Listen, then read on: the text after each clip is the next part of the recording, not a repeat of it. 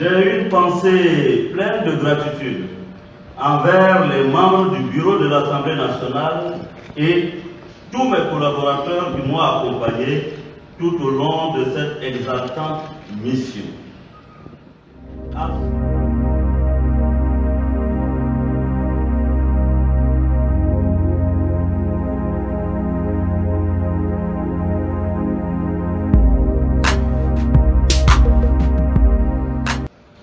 Mais voyez-vous, je suis homme à croire plus au jugement de l'histoire qu'au jugement des hommes.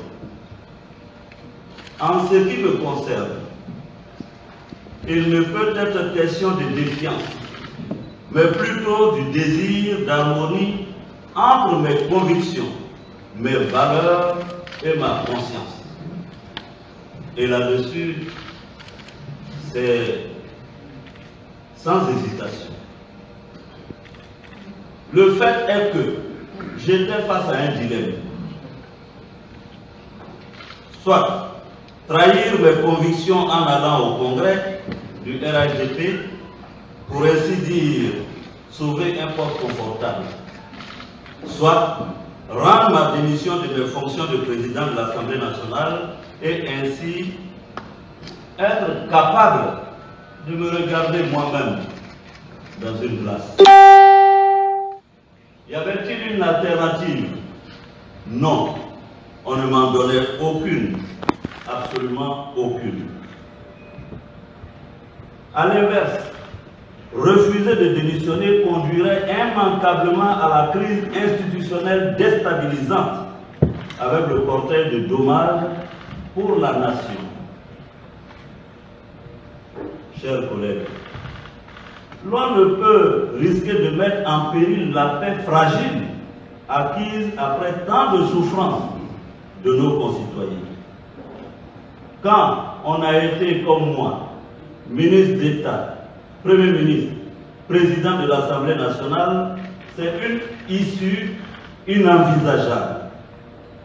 Chers collègues, ce n'est pas ce que je souhaite pour la Côte d'Ivoire. Moi, qui depuis un moment me suis fait le disciple du pardon, de la réconciliation et de la paix. Sachez-le, chers collègues, je ne suis pas homme à m'approcher comme un saprophyte à un poste.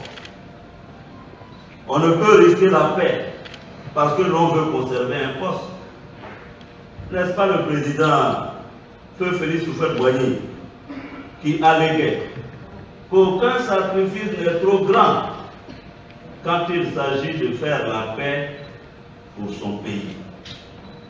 Cette sagesse du père fondateur de la Côte d'Ivoire moderne ne m'a jamais quitté l'esprit. Rassurez-vous, chers collègues, je demeure serein tout en quittant ce poste aisé de président de l'Assemblée nationale pour l'aventure de mes convictions. En effet, je préfère descendre de mon piédestal, vivre et partager le quotidien de mes semblables, citoyens ordinaires, que de me complaire dans l'aisance de la posture institutionnelle. Conviction, le mot est lâché. Je veux que de moi, mes concitoyens, mon épouse, mes enfants, ma famille, mes collaborateurs, mes proches, mes compagnons, et je pense ici au député Alain de Bognon et tous les autres proches en ce moment en prison, retiennent de moi le souvenir d'un homme de conviction debout face au lendemain même incertain. Chers collègues, à cet instant précis, je rends ma démission de mes fonctions de président de l'Assemblée nationale de Côte d'Ivoire.